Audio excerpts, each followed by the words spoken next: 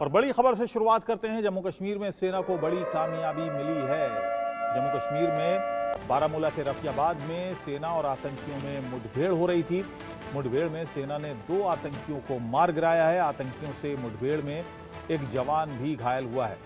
घायल जवान को अस्पताल में भर्ती करा दिया गया है। घटना बारामूला की है, जहां काफी देर से एनकाउंटर चल रहा था, रुक रुक कर फायरिंग हो रही थी और इसी एनकाउंटर में 2 आतंकियों को सेना ने ढेर कर दिया है।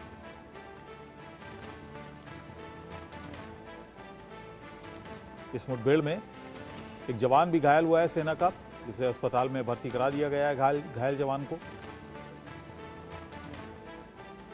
और अचानक ये वारदातें लगातार बढ़ गई हैं। ये जम्मू कश्मीर में पिछले अगर 10-12 दिन की बात करें तो ये चौथी घटना है। इससे पहले कठुआ में वारदात हुई, रियासी की घटना आपको याद रही होगी, जब अमरनाथ यात्रियों से भरी बस पर फायरिंग की गई थी, जिसमें 9 यात्री मारे गए थे। और अब ये बारामूला की घटना,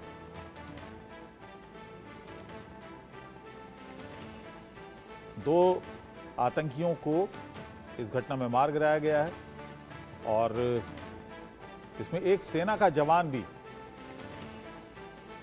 घायल हुआ है। और मेरे सहयोगी आशिक मीर इस वक्त मेरे साथ बने हुए हैं। आशिक, अब क्या यहां पर तलाशी अभियान चल रहा है या सिर्फ 2 ही आतंकी यहां पर थे जिनको मारा गया है, या कुछ और भी मिलिटेंट हो सकते हैं? बिल्कुल, इस वक्त हम स्पॉट पर खड़े हैं। रफियाबाद का ये हाईवे है जो कुपवारा की तरफ जाता है और यहाँ पर आज सुबह फोर्सेस को एक इनपुट मिला था कि इस इलाके में कुछ टेररिस्ट की मूवमेंट दिखी थी, जिसके बाद सिक्योरिटी फोर्सेस ने इस पूरे इलाके का कॉर्डन किया है।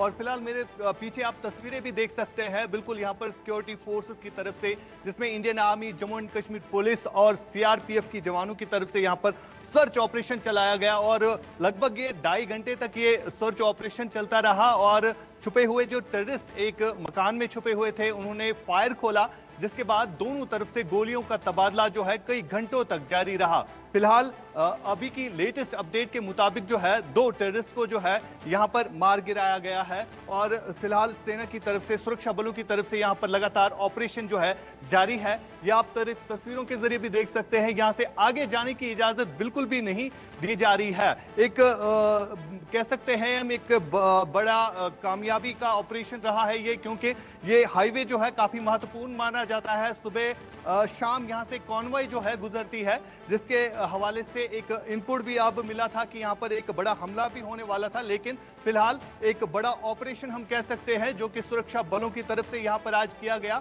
फिलहाल 2 टेररिस्ट की बॉडी जो है मिली हुई है और जिनके कब्जे से फिलहाल कुछ हथियार भी वहीं पर पड़े हुए हैं और ऑपरेशन जो है लगातार फिलहाल कश्मीर घाटी में चल रहा है। जी आशिक, हमने देखा लगातार ये वारदातें बढ़ी हैं। अगर 8-10 दिन की बात करें तो ये चौथी घटना है। रियासी में हुई, कठुआ में, या इससे पहले भी सेना की काफिले पर फायरिंग की घटना हुई थी अभी कुछ दिन पहले।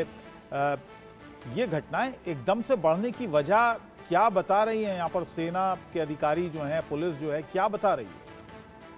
देखिए, अगर हम बात करें तो बीते महीने जो यहाँ पर लोकसभा के चुनाव हुए और इन चुनावों में जिस हिसाब से लोग बढ़ चढ़कर इलेक्शंस में हिस्सा डालने के लिए आए, यानी जो इलाके बॉयकॉट का असर जिन इलाकों पर ज्यादातर रहता था, उन इलाकों से बम्पर वोटिंग जो है हमें देखने को मिली। यानी लोग खुलकर सामने आए, लोगों को बिना किसी डर के जो है खुल के बाहर आए और उन्होंने वोटिंग में हिस्सा लिया, जिसका साफ तौर पर यह नतीजा निकल रहा है कि अब कहीं ना कहीं पार बैठे जो आतंकी संगठन चलाते हैं उनमें कहीं ना कहीं फ्रस्ट्रेशन अब दिख रही है, जिसकी वजह से अब ज्यादा से ज्यादा जो है इन्फिल्ट्रेशन अटेम्प्ट्स हो रहे हैं। और लगातार हमने देखा कि जम्मू के कई एक इलाकों में हमले हुए, यात्रियों पर अटैक्स किए गए और अब जो है कहीं ना कहीं एक फ्रस्ट्रेशन का माहौल जो है बना हुआ है। अगर हम पाकिस्तान की बात करें तो लगातार यहां पर टेररिस्ट भेजने की कोशिश की जा